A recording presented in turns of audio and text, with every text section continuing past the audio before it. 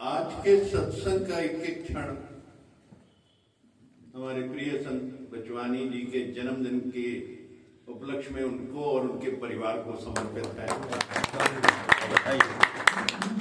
और आज हमारे ये महान संत, इनकी एनिवर्सरी भी है। सामने बैठे हैं हमारे अर्जुन सिलाई वाले सोनू भैया, तो इनकी एनिवर्सरी भी है आज। इनके ये कहते मेरे तीनों भाइयों की एनिवर्सरी एक ही दिन पड़ती है, तो ये 3 गुना आनंद में है ये आज के दिन में। तो हम ईश्वर से चाहेंगे इनके परिवार सुखी रहें, समृद्ध रहें, स्वस्थ रहें, मन में धीरज हो, मन में सत्संग हो और जीवन में वो आध्यात्मिक उन्नति करें। ऐसा हमारी सबकी इनके ऊपर ब्लेसिंग्स है आज के दिन।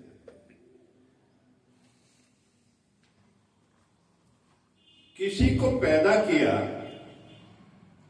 किसी को शांत किया, सब उस परमात्मा का खेल चलता रहता है। अच्छी बुरी शक्तियां हैं, कोई बीच वाला है, कोई बहुत गिरा हुआ है, सब उसके हुक्म से हो रहा है, सब उसके हुक्म से हो रहा है। वो मनुष्य गलत नहीं है, कोई भी मनुष्य गलत नहीं है। उसको वैसा पार्ट मिला हुआ है, उसको रोल दिया हुआ है। पिक्चर बनाने के लिए तो अच्छे अच्छे इंसान को भी विलन बना देते हैं, किसी को कॉमेडियन बना देते हैं, किसी को हीरो बनाएंगे। अंदर से तो सबको मालूम है वो क्या है। जब भी पिक्चर खत्म हो जाती तो सब आपस में गले मिलते हैं। कंस कृष्ण जो बने थे बाद में गले मिल रहे थे, सब कुछ थोड़ी ही देर बाद। ऐसे ही हम सब जो ये सामने दिख रहा है ये भ्रम है, सब झूठ है, झूठी ड्राइंग है और कुछ नहीं है, सब मिथ्या है। अंदर से सब एक है, सारी दुनिया एक लाइट है, हाईएस्ट परमात्मा यहाँ है। अगर दुनिया में परमात्मा तुमको मिलेगा तो तुमको अपने हृदय में ही सिर्फ तुमको अपने हृदय में ही मिलेगा। तुम लाख पहाड़ पर चले जाओ, बद्रीनाथ चले जाओ, सोमनाथ चले जाओ, केदारनाथ चले जाओ, अमेरिका चले जाओ, पर आखिर भगवान जहां रहता है वही मिलेगा ना। तुम्हारे दिल में रहता है और वहां से भी मिलेगा, वहां से ही मिलेगा। हमारा शरीर एक इशारा है, हमारा शरीर उंगली है, वो दिखाई सूरज वहां है। सूरज को देखो तुम, गुरु सिर्फ एक इशारा है, गुरु सिर्फ एक इशारा है। इशारा देता है कि भगवान तुम्हारे अंदर है। मेरे अंदर भगवान तुमको नहीं मिलेगा, मिलेगा तो तुम्हारे अंदर मिलेगा। देखिए गुरु का इशारा समझिए, इशारा दे रहा कि भगवान तो तेरे अंदर ही मिलेगा, मेरे अंदर नहीं मिलेगा। मेरे शरीर को मत पकड़ो, सब वही है, तेरे अंदर है, तेरे दिल में है, हृदय में बैठा है। खुदा और जुदा हो नहीं सकता है ना।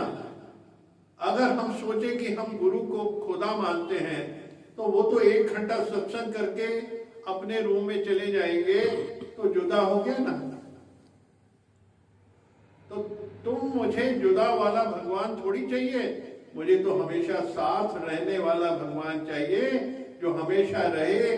गुरु से 1 घंटे आनंद आएगा, फिर घर जाओगे तो सब बात भासेगा, तो वो अधूरा ज्ञान है। वहां जाके संसार भासेगा, वो अधूरा ज्ञान है। शुरू में जब ही दादा भगवान हम लोगों को ज्ञान देते थे तो 1 महीना ज्ञान सुनाते थे, 1 महीना गुम हो जाते थे, न लेटर न फोन, कुछ नहीं। किधर गए किसी को मालूम नहीं होता था। हरिद्वार चले गए या किसी और शहर चले गए, किसी को मालूम नहीं होता था। कोई फोन नहीं, कोई एड्रेस नहीं, कोई खबर नहीं, इसलिए चले जाते थे। तुम अपना अभ्यास करो कि बराबर हमको गुरु ने ज्ञान दिया तो मैंने अपनी आत्मा को जगाया। खाली मेरे पास आके वाणी सुन के खुश होते हैं, फिर 10 दिन वाणी नहीं मिलेगी तो बोलेंगे बोर हो गए, घर में मजा नहीं आता। ये अधूरा ज्ञान मुझे नहीं चाहिए, पूरा ज्ञान चाहिए। होमवर्क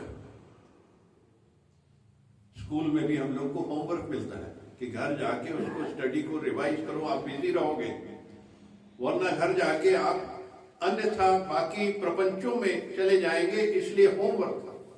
दादा भगवान कितना समझाते, तुम मेरे को मत पकड़, मेरे शरीर को मत पकड़, परमात्मा तो तेरे अंदर बैठा है, गुरु तेरे अंदर बैठा है, गुरु तो सिर्फ इशारा दे रहा है, वो सब तेरे अंदर है। जो साकार गुरु एक इशारा देता है कि तेरा ये मार्ग है, तुझे इस मार्ग पे चलना है, पुरुषार्थ तेरा, मार्ग तेरा, तुझे चलना है। एक बच्चा अगर पढ़ रहा है, एक बच्चा मेडिकल की पढ़ाई पढ़ रहा है, एक लॉ की पढ़ रहा है, कॉमर्स की पढ़ रहा है, तो ये सब जो गुरु बैठ के उसको समझाते हैं कि देख ये है रास्ता, मैथमेटिक्स है, साइंस है, इंजीनियरिंग है, वो रास्ता दिखाते हैं, काम तुमको स्वयं करना है। देखिए जब भी हम देखते हैं कि जो चेला है कई बार गुरु से आगे निकल जाता है, ये सब क्या है, रास्ता दिखाया गुरु का होता है। अब मेडिकल साइंस में देखिए, अब लॉ में देखिए, कानून में देखिए, इंटर्नशिप होती है, उसको एक तरीका दिखा देते हैं कि देखो ये दिल है, ये लंग है, ये लिवर है, ये किडनी है, इसको देखो इतनी नर्व्स आ रही हैं, इतनी आर्टरीज आ रही हैं, यहाँ से ब्लड सप्लाई होता है, यहाँ से ब्लड वापस किडनी में आता है, यहाँ रिफाइन होता है और चला जाता है। अब वो एनाटॉमी तो पूरी समझा दी उन्होंने, और सर्जरी का तरीका भी बता दी कि देखो ये एक ऊपर की लेयर होती है, फिर मांस की होती है, उसकी नर्व होती है, नर्व की ऐसे बचा के कटिंग करो कि जिससे नर्व डिस्टर्ब नहीं होना, नर्व कट जाए तो एक बार मुश्किल हो जाता है, इसको बचा के बाकी अंगों को ऑपरेट करो और उसको आराम से सिल के वापस कर दोगे तो फिर सजीव हो जाएगी सारी चीज। अब इसमें जो आगे निकल गए, जिन्होंने पीएचडी कर ली, जिन्होंने डॉक्टरेट कर ली, हर अंग के ऊपर महारत कर ली, वो तो पुरुषार्थ है ना।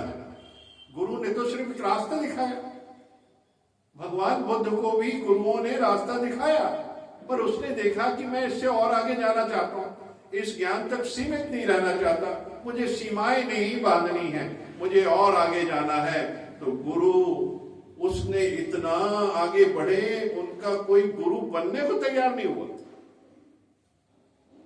क्योंकि वो ऐसी खोज में लगे थे, ऐसी चाहना थी उनकी कि वो आगे से आगे बढ़ते रहे और स्वयं जतन करते रहे। वो सब गुरुओं से भी आगे हो गए, युग पुरुष थे, ज्ञान की चर्चा थी, क्योंकि हमारे मन में भी एक तड़प होनी चाहिए ज्ञान की। तो गुरु ने जो ज्ञान दिया है हमको इसको आगे बढ़ाना है। आज गुरु अगर साकार रूप में नहीं है तो ये हमारा फर्ज डबल हो जाता है, हमारे को इस रास्ते पे चलना और मार्ग दिखाने के लिए गुरु निराकार रूप में मार्ग दिखाता रहता है। इसलिए ये समागम जरूरी है, संत समागम इसलिए जरूरी है, सत्संग इसलिए जरूरी है, जहां बैठ के आप गुरु की महिमा करते हो। साल भर में आपने जो कमाया है ज्ञान, ध्यान, उस सबको मिलके शेयर करो आपस में बैठ के, और आगे बढ़ने से और आगे बढ़ो, क्योंकि आप इसका लाभ मिलता है, आपको बहुत कुछ मिलता है। गुरु जागृत हो जाता है, वहां सब कुछ मिलता है। तो मुझे तो वो ज्ञान चाहिए जिसमें मैं हमेशा डूबा रहूं, क्योंकि ज्ञान के मार्ग से जैसे ही उतरते हैं संसार खड़ा हो जाता है, और संसार भी उतना शक्तिशाली है जितना ज्ञान, ध्यान, गुरु शक्तिशाली है। अब इसमें कौन किसको कहां खींच के ले जाएगा, ये हमारे पुरुषार्थ पे, हमारी रियाज के ऊपर। हम जितना ध्यान करेंगे, ज्ञान करेंगे, परमात्मा में डूबेंगे, तो हम किसी भी बहाने गिर नहीं सकते। अपने शब्दों में, अपने मन से, अपनी इंद्रियों से ये सब समर्पित कर दो गुरु को। ये सब तुम्हारी नहीं है, अब गुरु ही हमको चलाएगा। इसलिए हम कहते हैं ओम भूर्भुवः स्वः तत्सवितुर्वरेण्यं भर्गो देवस्य धीमहि धियो यो न प्रचोदयात्।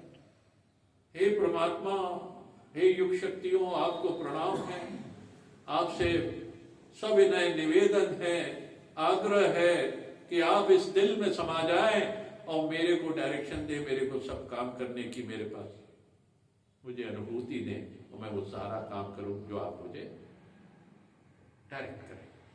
तो हम ये भगवान को बिठाते हैं अंदर, अब करने वाला वो, तो मैं गलत मार्ग पे जाऊंगा ही नहीं। जिस दिन मैंने भगवान को धर के मान के उसकी समर्पण करके सुबह सुबह उनका ध्यान करके सुबह सुबह मंत्रों का उच्चारण करके उनका अर्थ समझ के जब मैं चलता हूं जीवन में, तो कभी गिर नहीं सकता।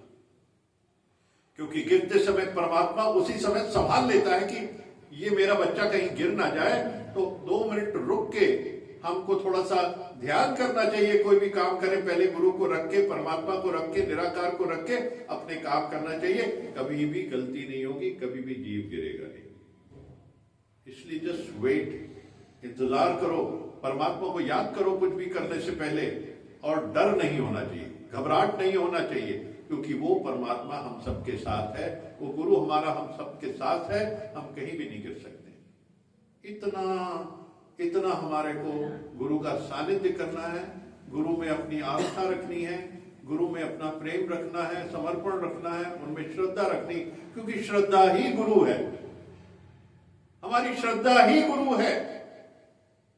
जैसे प्राण प्रतिष्ठा करते हैं किसी मूर्ति की, पहले तो वो मूर्ति होती है, एक पत्थर होता है। जब हम सब मिलके उसको अर्चना करके, उसका ध्यान करके, उसका स्नान करा के अपने भाव को उसमें समर्पित करते हैं, तो प्राण प्रतिष्ठा हो जाती है, उसके अंदर जागृत हो जाते हैं प्राण। तो कितना शक्तिशाली है जीव, किसी के अंदर भी किसी भी भाव को पैदा कर सकता है जीव, इतना शक्तिशाली है। परमात्मा की बनी हुई ये आकृति स्वयं परमात्मा है वो, तो इतना शक्तिशाली है, किसी में भी कुछ भी जागृत किया जा सकता है। तो एक सोच होनी चाहिए, एक भाव होना चाहिए, एक ही संकल्प होना चाहिए कि है ही भगवान, है ही भगवान, है ही भगवान, है ही भगवान, है ही भगवान। ओम ओम